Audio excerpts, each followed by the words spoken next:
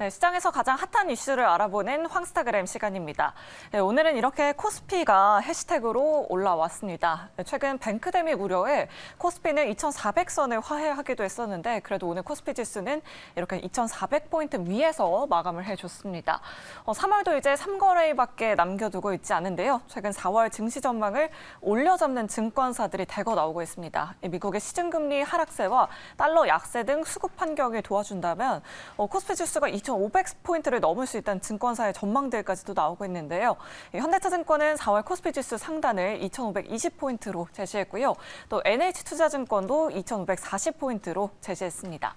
3월에는 2차 전지, 반도체, 로봇 관련주들이 정말 강한 시장이었는데 오늘 미증시에서 나올 마이크론의 실적 발표를 주시하면서 시간의 거래에서도 오늘 또 반도체 업종이 강하게 올라줬습니다. 자, 4월에는 과연 어떤 업종을 주목해봐야 할지 오늘 이 시간 통해서 알아보도록 하겠습니다. 자, 그럼 오늘의 주제 먼저 확인해보면서 황스타그램 지금 바로 시작하겠습니다.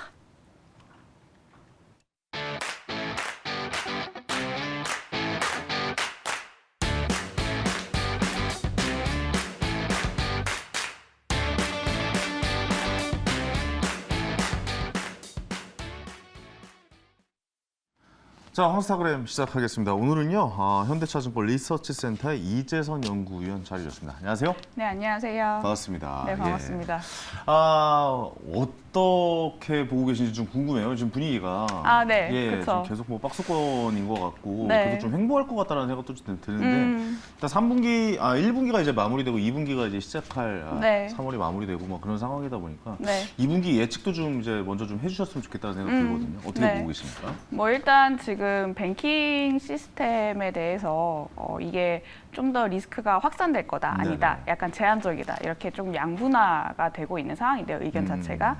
저는 이 시스템 리스크가 전이될 가능성이 그렇게만은 크지 않다라고 결론적으로 보고 있고요. 그래요? 이게 만약에 전제 조건이다라고 했을 때는 코스피 밴드는 사실 하단은 좀 더 견고해지는 흐름, 2분기 때 가져갈 것으로 생각이 들고 있고, 하단은 이제 견고해지나 다만 이제 아직까지는 또 이제 상단은 좀 제한적으로 열려 있기 때문에 4월은 이제 박스권 장세가 지속될 가능성이 높다라고 생각이 들고 있습니다. 그렇군요. 4월도 네. 역시 박스권으로 좀 갈 것 같다라고 보시는군요. 네, 맞습니다. 근데 사실 박스권 사이에서도 사실 업종별로는 또 기회를 찾을 수 있는 요인들이 저는 많다라고 생각이 들고 있고요. 특히 한국 같은 경우를 보자면은 이머징 내에서는 여전히 매력도가 저는 탑픽이라고 생각을 하기 때문에 외국인들의 수급도 보면은 사실 그렇게까지는 다른 나라 대비해서는 나쁘지는 않은 상황입니다.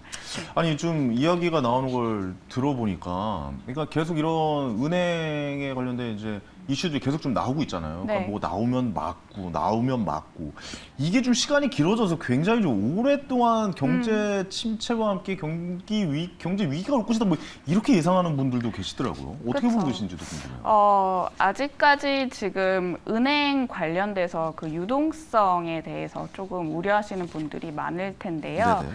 근데 일단 저희가 이제 08년도 과거 금융위기랑 네네. 지금이랑 사실 결론적으로 가장 큰 차이점 중에 하나가 이미 이 사태를 사실 08년도 때 겪었고요. 은행 네네. 관련돼서.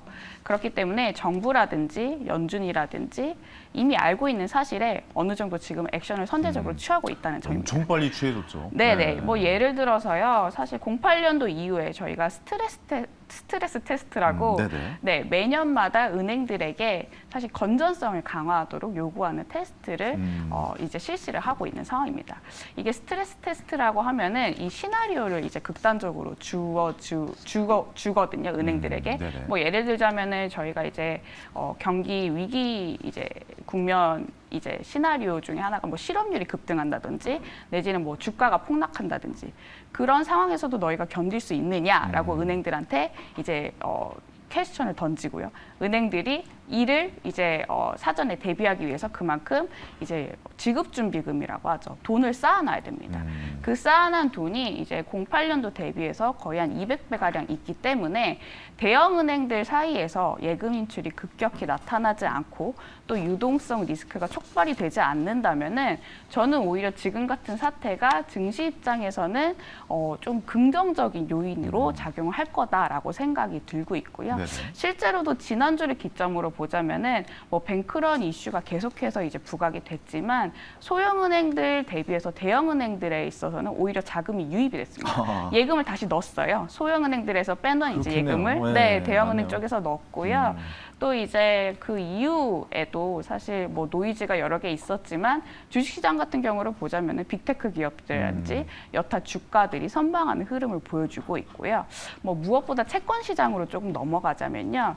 저희가 이제 증시의 이제 하방을 좀 테스트할 수 있는 뭐 여러 가지 이제 저희가 선행 지표들을 보지만 그 중에 하나가 이제 네. 채권 시장이 제일 똑똑합니다. 그러니까 채권 시장 장단기 스프레드로 증시가 이제 하방이 어느 정도 열려 있냐 내지는 하단이 이제 지지될 가능성이 높냐라는 거를 조금 이제 알 수가 있는데 통상적으로 이제 10년물, 2년물 스프레드로 이제 장단기 스프레드로 저희가 이제 가늠을 할 수가 있거든요. 근데 장단기 스프레드가 저희가 이제 1분기 때는 마이너스 100pp까지 벌어졌습니다. 그 말인즉슨 장기물 대비해서 단기물의 금리가 굉장히 높았거든요. 근데 지금 장기물의 상방이 이제 닫혀진 상황 속에서 단기물의 하락폭이 굉장히 최근에 가팔라지기 시작을 했습니다. 이 말인즉슨 이제 2년물 금리는 이제 기준금리와 거의 이제 밀접한 상관관계를 보이거든요. 미 연준이 이제 저희가 고금리를 한동안 이제 타이트하게 유지할 거다. 그리고 금리 인하는 연내 이제 가능성이 없다라고 사실 FMC 회의에서 말씀을 하긴 했지만요. 파월 네. 의장이요. 근데 시장 같은 경우를 보자면은 지금 연준이 이 뱅킹 시스템에 이제 노이즈가 한번 생겼기 때문에 어쩔 수 없이 이를 선제적으로 조금 막으려는 조치를 향후 취할 것이다.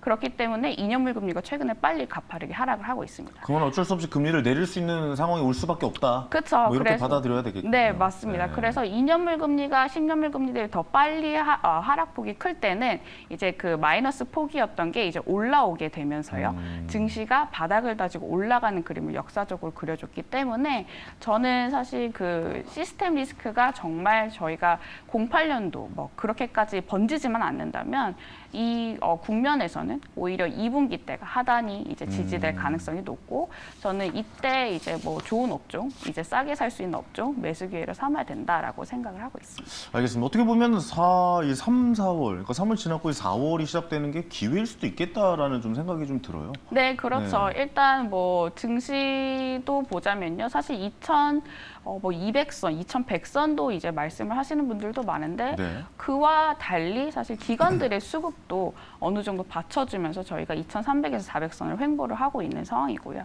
또 우리나라 같은 경우를 보자면은 EM 내에서 제가 아까 매력도가 굉장히 이제 부각될 나라다라고 연내 이제 말씀을 드리고 있는데 네. 그 이유 중에 하나가 지금 뱅킹 노이즈에 가려져 있지만 저희 지표들이 나쁘지 않은 흐름을 보여주고 있습니다. 알겠습니다. 네, 네네. 그렇습니다. 개인적으로 네. 지금 이게 알고 있는 위기는 위기가 아니다라는 생각이 드는데 맞죠. 이게 진짜 뭐 정말 우리가 생각지도 못한 부분에서 뭔가 터진다면 그러면 또 좀 위기일 수도 있겠다는 생각도 들거든요. 그쵸. 근데 지금까지는 아직은 예측 가능한 범위 안에 있는 상황이다 보니까 네네. 아직까지 우리가 좀 잘 못 느끼고 그쵸. 선제적으로 대응을 했는데 네.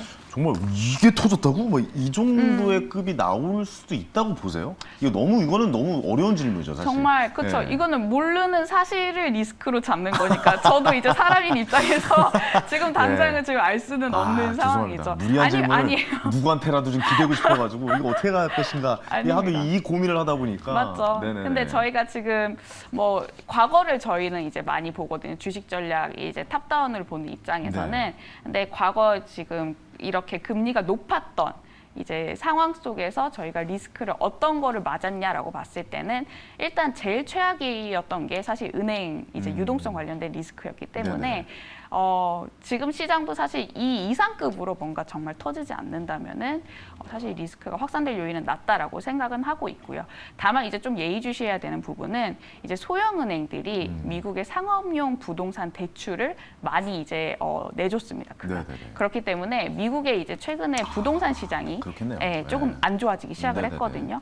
이게 이제 그쪽에서 한번 이제 대출 관련해서 또 이제 리스크가 번진다라고 했을 그러네요. 때는 예. 소형은행들도 사실 지금 좀 뭐 일부 은행들은 아직까지는 버텨주고 있지만 이게 버틸 수만 없는 상황이 또 다다를 수가 있기 때문에요. 이게 부동산 시장을 좀 예의주시해서 봐야겠다라고 말씀을 드리고 있습니다. JP모건에서도 뭐 상업용 부동산 쪽에서 위험 요소가 터질 수도 있다라고 또 발표를 했었어서 네, 네, 맞습니다. 그럼 부동산 쪽을 어떻게 흘러갈지 그리고 리츠나 이런 쪽도 주식도 연관성이 있어서 또 그쵸. 그런 지금, 쪽이 움직임이 예. 심상치 않다라고 이야기하는 분도 계시더라고요. 미국 내 지금 보면은 얘네들이 우리나라 대비해서도 또 재택근무가 많아요. 그래서 공실률이 상대적으로 좀 크기도 하고요. 그렇군요. 또 올해만 놓고 보자면은 그 공급 물량이 가장 많이 쌓인다고 합니다. 그래서 사실 리츠 쪽에서는 수익을 기대하기는 당장은 연내 조금 어렵다라고 생각이 들고 있고요. 네. 알겠습니다. 배당을 많이 줘서 몇 개 들어가긴 했는데 정리해야겠다. 안전하게 예, 이제 안전하긴 포트폴리오 하죠. 예. 측면에서는 네네. 나쁘지 않죠, 리츠. 그렇죠. 저도 네. 어느 정도 포트폴리오에 담아놓고 계속 지켜보고 있긴 하거든요. 자, 이제 본격적인 이야기를 이제 시작해야 되네요. 항상 시간이 부족해서 우리 빅테크 아이고. 얘기 좀 해봐요. 네네. 예, 애플과 MS를 넘사벽 부잣집 첫째 아들이라고 표현하셨는데 네. 제가 미국 주식을 주로 많이 위주로 투자를 합니다. 근데 네, 제가 네. 제일 처음 샀던 주식이 마이크로소프트랑 애플이에요. 와. 네, 그래서 주식을 가장 잘하시네요. 기억에 많이 남은 상황인데 네. 어때요? 좀 아까도 나스랑 얘기 잠깐 빅테크 이야기 하셨는데 동향이 뭐 괜찮나요? 어떻습니까?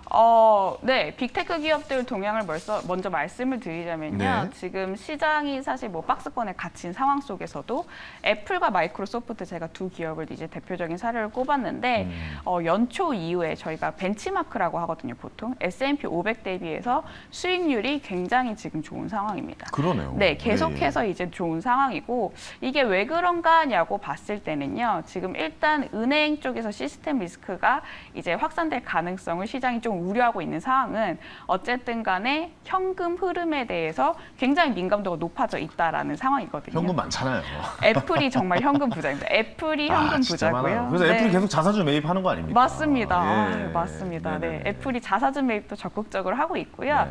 특히 이제 뭐 애플 같은 경우를 보자면은 최근엔 좀 주춤해졌지만 이미 2017년부터 M&A 누적이 굉장히 많이 이제 단행이 되고 있어요. M&A를 어떤 쪽에 이제 지금 단행을 하고 있냐라고 봤을 때 이제 저희가 최근에 이제 그 신성장 산업으로 분류되는 AI라든지 네, 뭐 클라우드라든지 내지는 로봇 관련된 이런 이제 조그마한 스타트업 이제 유망 회사들을 이제 계속해서 인수를 하기 시작을 하면서 좀 그 시장에 대해서 이제 선제적으로 이제 뭔가 선점을 하려는 움직임을 좀 보여주고 있고요. 이런 모습을 보면 애플카에 좀 기대도 좀 있기도 하다고 봐야 되는 겁니까? 어떻습니까? 저는 뭐 중장기적으로 보면은 중장기적으로. 네네 네. 짧게는 사실은 조금 힘들죠. 힘들 것 이것도 같다. 네 예. 금방은 이제 이렇게 뚝딱뚝딱 또 만들어지기는 좀 힘드니까요.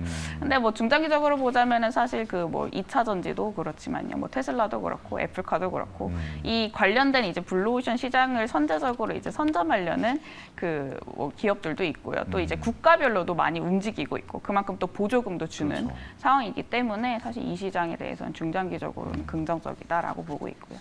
뭐 MS도 마찬가지입니다. MS요. MS는 네. 뭐 이제 돈도 많고 사실 R&D 비용을 그만큼 또 투자를 하기 때문에요. 그렇죠. 네, 저는 그래서 이 빅테크 기업들이 오히려 지금 장에서는 조금 방어주 역할을 하면서 사실 좀 안전적인 약간 그 수익률을 내는 이런 측면에서 약간 외국인들도 그렇지만 우리나라도 이제 되게 긍정적으로 약간 많이 약간 매수를 하고 있는 것 같아요, 개인분들이. 네.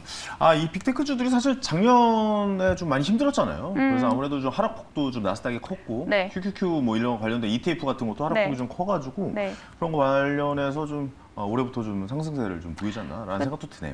일단 그 제가 아까 말씀드렸다시피 2년물 금리가 이제 하방 압력이 더 높은 국면이라고 하면은 네. 이제 성장주 기업들은 사실 할인율에 좀 부담을 느끼거든요. 아. 그래서 작년에 사실 성장주들이 안 좋았던 이유가 그렇게 해석이 금리가 되는군요. 올라갔기 때문입니다. 네네. 근데 이번에는 실질 금리가 올라가는 것보다 내려가는 국면이다라고 올해는 놓고 봤을 때는 성장주에게는 오히려 우호적이죠. 그 중에서도 아까 제가 말했듯이 현금 흐름이라든지 아니면은 수익성이 확보될 수 있는 이제 빅테크 대형 우량주들을 이제 저희가 소위 퀄리티 주식이라고 하거든요. 네네네. 이런 기업들에 관심을 많이 갖자라고 말씀드리고 있습니다. 알겠습니다. 자, 이제 부잣집 막내 아들인 삼성전자 이야기를 좀 해볼게요. 네. 아, 6만 전자 지겹습니다, 이제. 예, 이거 자꾸 계속 6만 전자에서 왔다 갔다 하는 게 네. 모습이 계속 보이는데 네. 삼성전자는 어떻게 갈까요? 어떻게 보세요? 삼성전자도 지금은 사실 조금 상방 압력이 막혀 있지만요. 저는 하반기 때 오히려 좀 좋은 그림으로 가져갈 것이라고 생각이 들고 있는 올 게 하반기요. 네, 올 하반기요. 상반기 대비해서 하반기가 좀 좋다라고 생각이 들고 있는 게요. 네. 일단 뭐 삼성전자도 앞서 그 기업들과 마찬가지로 우리나라 내에서는 현금성 자산이 굉장히 많은 기업 중에 큰 기업 중에 하나고요. 이를 통해서 아직까지는 M&A를 적극적으로 하고 있지는 않습니다. 네. 근데 이제 M&A를 이제 향후 이제 그 아까 말했던 유망 산업에 투자할 가능성이 높다라고 생각이 들고 있고요. 삼성전자도 현금이 많네요. 현금이 굉장히 많습니다. 100조 원 가량이 되니까요. 네. 네, 네. 왜 자사주에 입을 아, 자산. 더좀 해줬으면 좋겠는데 삼성전자 주주로서 말씀드리자면 예. 그쵸, 그쵸. 배당도 좀 늘려주시고 아, 그랬으면 좋겠다는 생각도 그쵸. 합니다. 배당 늘리는 게 참 중요한 포인트일 것 같은데 우리나라 입장에서는요. 그러니까요. 네, 뭐 배당에 대한 움직임도 최근에 뭐 정책이라든지 이런 이슈가 많이 나오고 있어서 MSCI 선진국 편입을 위해서라도 저희 기업들은 아마 배당을 향후 많이 늘릴 거예요.